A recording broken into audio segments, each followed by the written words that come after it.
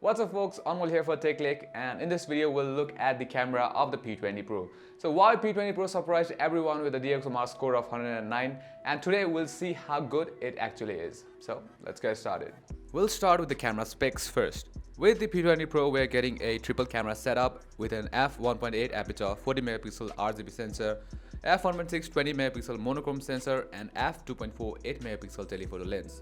And among these three sensors, only the telephoto lens is optically stabilized, whereas the two remaining sensors use AI stabilization.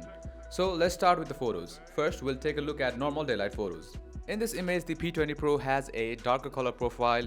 It maintains excellent level of details of the temple, as well as the buildings on the background have good amount of details. The colors look amazing, dark, vibrant, and in overall, the picture look really good.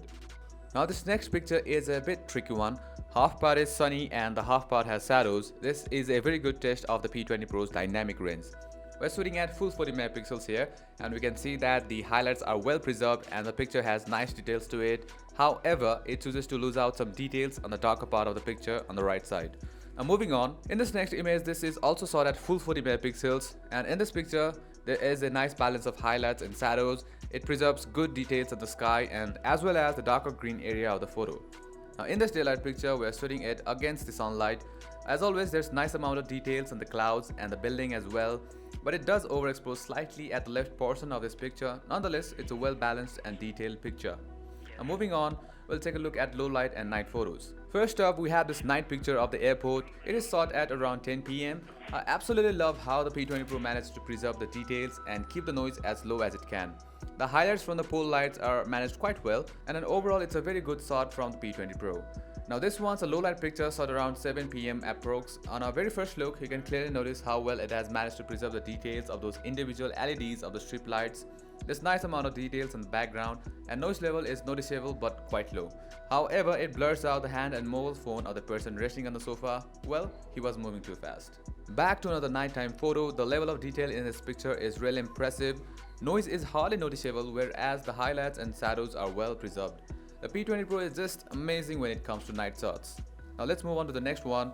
Now this one is shot in Huawei's night mode. The 4-second exposure has suddenly managed to overexpose the light, but still this picture looks quite brilliant. We can see the noise level creeping up at the edges on top left and right, but you'll only notice it clearly if you zoom in. Otherwise, it's a darn good image. And more good things with this mode. This first picture is in auto mode and this one is shot in night mode. I'll just let you decide how good the night mode on the P20 Pro is. Just go on. Huawei excels at nighttime. We have tested it against the S9 Plus and OnePlus 6. No one can match the P20 Pro when it comes to nighttime photography. Now let's move on to some portrait and bokeh shots. In this picture, the P20 Pro manages to capture a crisp picture with bokeh effect. The colors are not too overexposed and look quite natural. The edge processing is decent and details on the subject and focus is really good.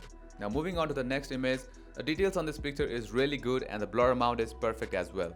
The edge detection looks neat and the colors are very accurate.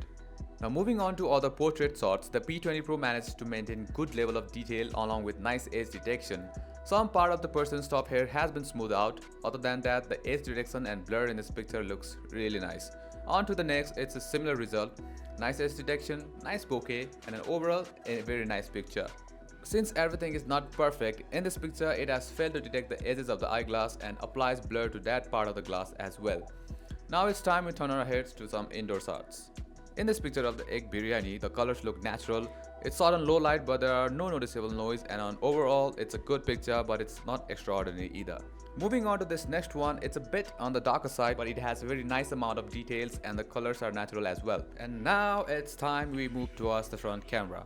As good as its rear camera is, the front camera is not as good. I'm very disappointed to say that, but that is how it is. The pictures are slightly overexposed and highlights are not handled very well, but it has good amount of details. On the plus side, you can take portrait photos with the front camera as well. The edge detection is nice and you can adjust the blur amount according to your liking. However, the video from front camera is better than the photos.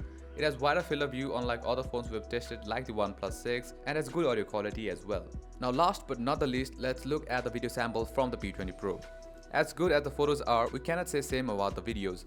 We do get accurate colors and good details, but it lacks stabilization in higher resolutions and higher FPS like 4K and 1080p 60 FPS. So that's it for the camera review of the Huawei P20 Pro. Let us know what you think about it in the comments below. And as always, like the video and do subscribe to us for further contents like this. Until next time, tada bye bye.